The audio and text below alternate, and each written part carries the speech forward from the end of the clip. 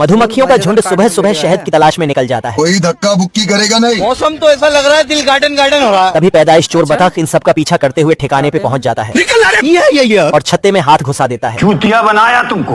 अरे साला! इतने में पहरेदार मक्खी इसकी टोपी छल्ली कर देता है। निकल ले भाई, बच गया साला। ये देख बतख अपना हुलिया बदल कर वापस पहुंच जाता है। स्वागत करो रे बारातियों का। हाँ सर। और पहरेदार को महुआ पिलाकर पीछे से शहद बाल्टी में भरने लगता है मुझसे वही स्मार्ट और इसे बेवकूफ बनाकर उड़ते हुए निकल लेता है। वाह वाह विजय जी, सारा रात सोया नहीं, सुबह मुझे सोने दो। इतने में मक्खियों का सरदार पहरेदार की ऐसी हालत देख निलंबित कर देता है। क्या समझते हो तुम अपने आप को? यार क्या पाप किया था यार मैंने। तभी पहरेदार मक्खी गिरी हुई शहद का पीछा करते हुए बतख के पास पहुंच जाता है। नहीं सरुण के यहाँ कुछ तो गड़बड़ है। और इस बतख को रंगे हाथ धर लेता है। बहुत पैसा है मेरे पास। इतने में दोनों तलवार बाजी शुरू कर देते हैं। तभी मक्खी के पास बतख का हथियार लग जाता है। यहाँ पर इतना खाने का अकाल पड़ा था कि यह टिंडा सभी टिंडों को पतला पतला आलू खाने के लिए काट कर देता है। यहाँ पर इतनी भूखमरी है, यह टिंडे का परिवार पूरा भूखा है। भगवान क्या जुल्म है। तभी यह टिंडा अपने परिवार को भूखमरी से बचाने के लिए रानी मधुमक्खी के पास चले जाता है और गिटार बजाकर रानी मधुमक्खी को खुश करने लगता है। यह देखकर रानी मधुमक्खी के आंखों से आंसू आते हैं। तो रानी मधुमक्खी घंटा बजाकर सारे वर्कर्स को बुलाकर टिंडों के लिए खाना इकट्ठा करने के लिए बोलती है। मधुमक्खियाँ फूलों से शहद निकालती है, तो कुछ मधुमक्खियाँ यह शहद को अपने पीठ पर रख के स्टोर कर देती है। तो इन मधुमक्खियों को देखो टिंडों के लिए बुट बनाने का काम करती है। तो कुछ मधुमक्खियाँ पैराशूट सी रहे हैं जो कि ऊपर से खाना पहुँचाने के लिए आसानी हो। तो उनके बाजू में देखो कुछ मधुमक्खियाँ मशीन में आटा डालकर बाहर निकालकर बेल के वीक बना रहे हैं। इन मधुमक्खियों को देखो टमाटर केचप के खाली डब्बे में बूट के साँचे को डालकर कार का स्ट्रक्चर बना रहे हैं। तो कुछ मधुमक्खियाँ कार को लगाने के लिए चिंगम को ऑटोमेटिक चबाने वाले मशीन में डालते हैं। तो मशीन चबाकर सांचे में डालकर कार के लिए टायर बनाते हैं। यह मोटू पत्थर को चिर के पेड़ में छेद करके पार्क में पहुंच जाता है। इसे देखकर सारे लोग डर के मारे इधर उधर भागने लगते हैं। तभी थोड़ी ही दूर बत्तख पानी में सोकर पेपर पढ़ते हुए दिखाई देता है।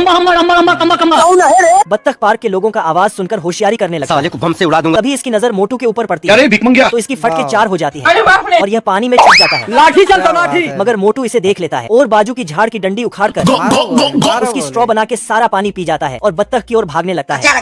तो बत्तख इतना होशियार कि इसे देखकर भागकर बर्गर शॉप के बाजू में छुप जाता है। तभी रेडियो के ऊपर न्यूज चलने लगती है। न्यूज सुनने के बाद बत्तख की दिमाग की बत्ती जलती है और इसके दिमाग में खुरापाती आइडिया आने चालू हो जाते हैं। तो यह रेडियो को उठाकर भेड़िए को कंट्रोल करने के लिए निकल पड़ता है। रोटी खा लो। भेड़िया इसकी आवाज सुनकर इसे खाने के लिए गोल गोल घूमकर इसके पास आने लगता है। तभी बत्तख रेडियो चालू करने के लिए बटन दबाता है मगर रेडियो चालू नहीं होता। यह देखकर बत्तख की फट जाती है। बस हवा निकल गई। खरगोश अपने घर के केस को लड़ने के लिए हाई कोर्ट गया था। ये कैसे हो गया। जज अपना फैसला सुना देता है कि दोनों को एक साथ रहना पड़ेगा। एक सेकंड सर। तभी दोनों एक ही घर में अलग अलग बिस्तर पर सो रहे थे। मैं नहीं बताऊंगा। लाइट को बंद कर खरगोश को उड़ाने के लिए चुपके से जाता है। डरने से क्या फायदा? निकल ले भाई तू। बस हवा निकल गई। लेकिन खरगोश भी मुच्छड़ सिंह की चाल को जानता था। हम रात कांड करबो रात कांड। लो भैया, डरने से क्या फायदा? ये भगवान क्या जुल्म है। मुच्छड़ सिंह अच्छा बनने का नाटक करता है। रोटी खा लो। भारत माता लो की भैया। जय। आज ऑमलेट नहीं बनाऊंगा, तेल का ऑमलेट बनाऊंगा। मुच्छड़ सिंह गाजर के जूस में कुछ और मिला देता है ताकि खरगोश पिए और घर उसका नाम हो जाए। लेकिन खरगोश भी बुद्धिमान होता है, लो भैया। जूस को अदला बदली कर देता है। सिस्टम पार देंगे। रंडवा भालू कठफड़वा को मनाने की कोशिश करता है लेकिन कठफड़वा अपनी बातों में मग्न था। लाठी चलता। लाख समझाने के बाद नहीं मानता है तो भालू मजबूत रस्सी से बांध देता है। फिर भालू एक एक करके सारे पेड़ों को काटते जाता है। फिर सारे पेड़ों को एक एक चिपकाकर बड़ा सा डैम बना देता है। कठफड़वा को आजाद कर अपना जलवा दिखाने लगता है। लेकिन निकम्मा भालू के गलती की वजह से सारा पानी उस पार न जाकर मुझे कोई एक बार भी लाके भालू थकान की वजह से मुनि की याद में सोने वाला था। भालू दरवाजा खोलता है, कठफड़वा अंदर घुस जाता है।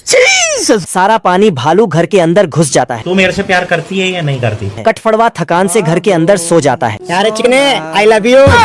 सटबिल्ला गजड़ी के पानी में सीमेंट घोल मिला देता है। आप देख तू। साला घिसते घिसते कब पानी पत्थर बन गया झंडू को पता ही नहीं चला। ये साले आजकल के नल्ले पैरों का छपरी फिर मंगे साले को बम से उड़ा दूंगा एक बार हाथ में आ जाए। लेकिन गजड़ी भाई कहनी खाकर काम कर देते हैं। युद्ध चल रहा है।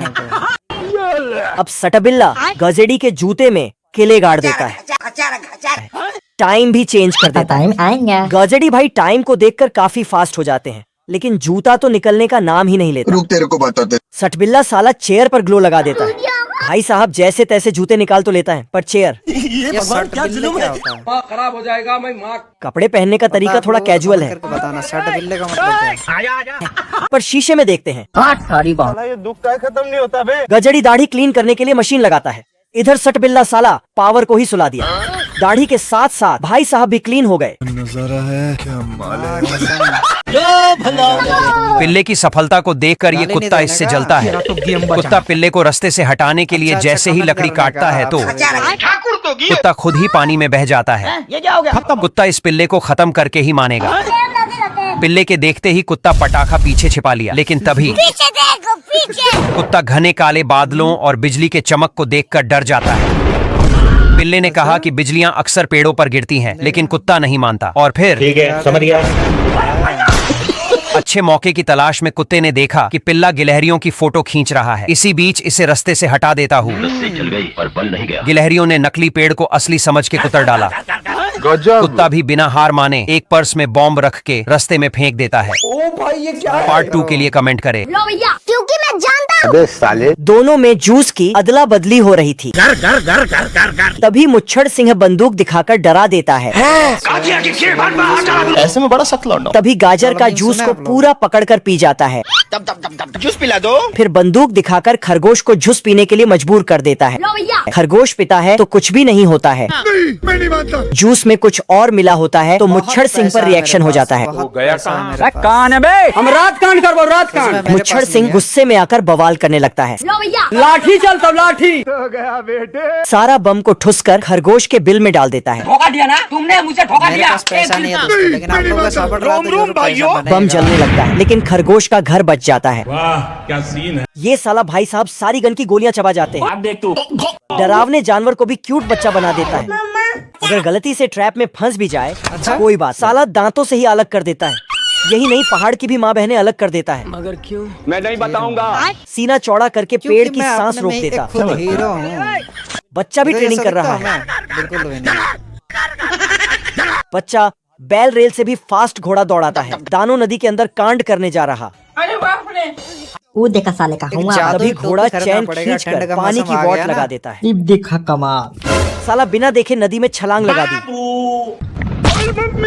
सेटिंग ट्रेन का क्या रास्ता है? चेंज हो गया। बिहारी से भरोसा का बात मत करिए लो। आप देख तू साला दोनों तरफ से महायुद्ध शुरू हो गया।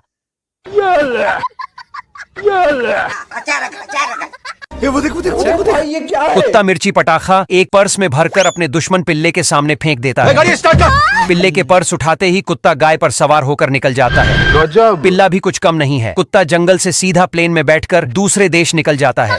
यही नहीं, दूसरे देश में भी टैक्सी में बैठकर सुरक्षित एक होटल में छुप जाता है। लेकिन तभी अरे भैया पर्स गिर गया आपका। पिल्ला इसका पर्स वापस कर ही देता है। ये कुत्ता पिल्ले से अपना बदला लेकर ही रहेगा।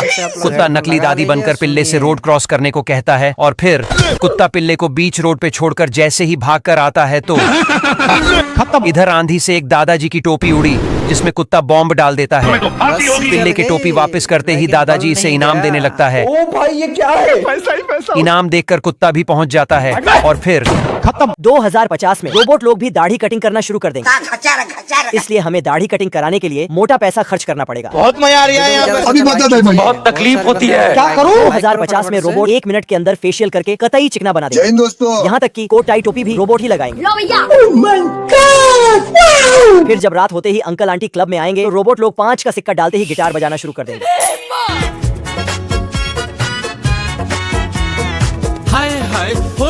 फिर अंकल जी 150 रुपए की टिकट लेकर रोबोट आंटी के साथ डांस करेंगे। तो पीछे आंटी जी भी रोबोट अंकल के साथ डांस करेंगी। और जैसे ही रोबोट में 5 रुपए वाली एनर्जी खत्म होगी 2050 में गाड़ी खरीदनी नहीं पड़ेगी, क्योंकि एक बटन दबाते ही पूरी गाड़ी देख अपने रहे आप हो बनकर बिना? रेडी हो जाएगी। पार्ट 2 देखने के लिए सब्सक्राइब देख करके रहे कमेंट हो? कीजिए। मुंबई से पहले मत रोक दिए गालियाँ। अरे सर यार जाएगा रे। काम करता हूँ, सो जाता हूँ।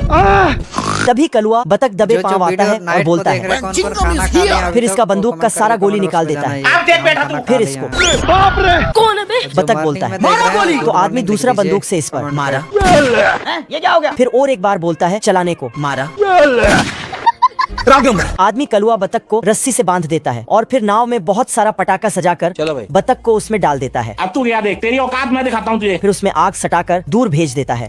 लेकिन इस आदमी का भी किस्मत बहुत खराब था, इसीलिए नाव वापस आके खत्म हो गया भैया मैटर। फिर ये साला पट्टी वट्टी बांधकर मछली पकड़ने लगता है। तभी एक छोटा सा मछली लग जाता है, लेकिन तभी उसकी माँ आकर मछली को आजाद कर देती है और आदमी को 2-4 सुनाकर निकल लेती है।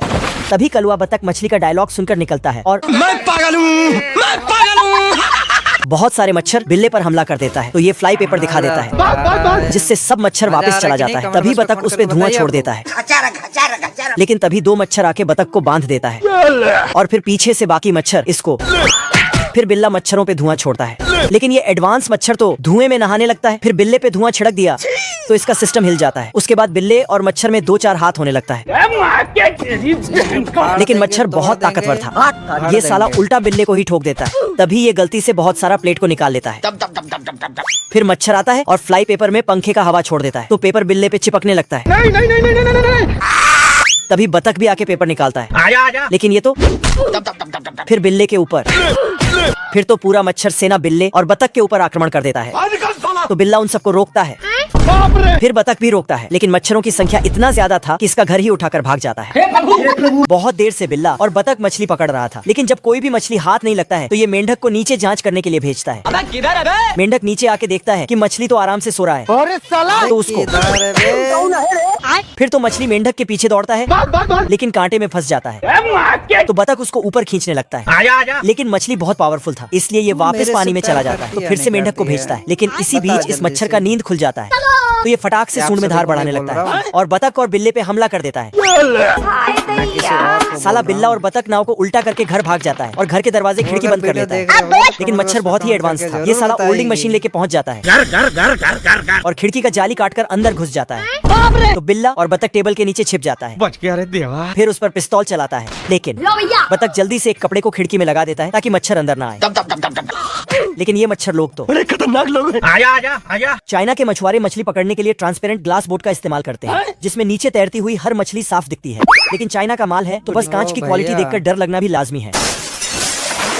चाइना में अगर रास्ते में कार की फ्यूल खत्म हो जाए तो बस इमरजेंसी बटन दबाते हैं और एक फ्यूल स्टेशन उड़ता हुआ तुरंत आ जाता है।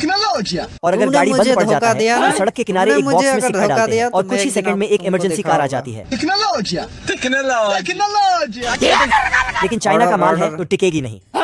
और चाइना के रोडों में तो कुछ ऐसे रोलर कोस्टर मौजूद है, चाहे कार कितनी भी ऊंचाई से गिरे, सेफ्टी फर्स्ट, डरने की जरूरत नहीं।